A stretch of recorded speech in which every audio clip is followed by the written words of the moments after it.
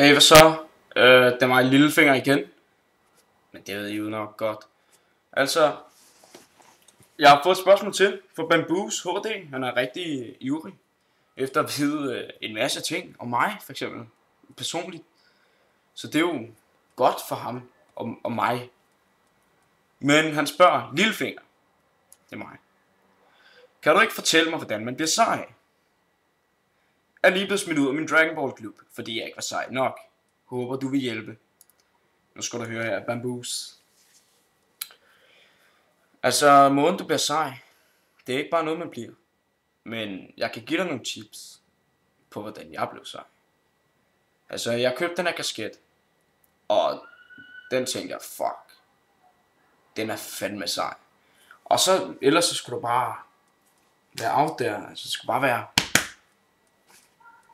hvis der er nogen der stiller op, så bare smæk den.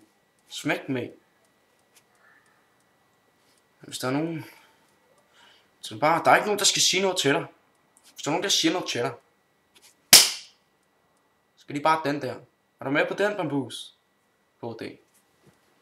Altså det er sådan der man bliver sej, fordi så får de respekt, og de bliver bange for dig. De frygter dig lige pludselig, og det er jo godt. Fordi lige så snart de frygter dig, så er du sej. Og hvis der er en der slår dig, så slå igen. Vær ligeglad. Vær ligeglad om det er et barn på 3 år. Vær ligeglad om det er et barn på 8 år. Barn på 12 år. Vær ligeglad. Bare slå det. Fordi hvis du ikke indbyder respekt fra starten af, så vil de så vil de være respektløse resten af livet over for dig. Og det vil du ikke have. Du vil ikke have folk spytter på dig. Du vil bare nakke dem fra start. Hvis de kommer hen. Hey, Lillefinger. Hvad vil du? Så siger jeg, hvad fuck vil du, mand? Hvad fuck vil du? Og så får han den der. Det var mit svar. Subscribe, kommenter, like, del, det hele. Lad os venner se det. Jeg er derude, fortæller mere om mig. Mere om mig selv. Det hele. Hvordan jeg er personligt. Så det var hyggeligt.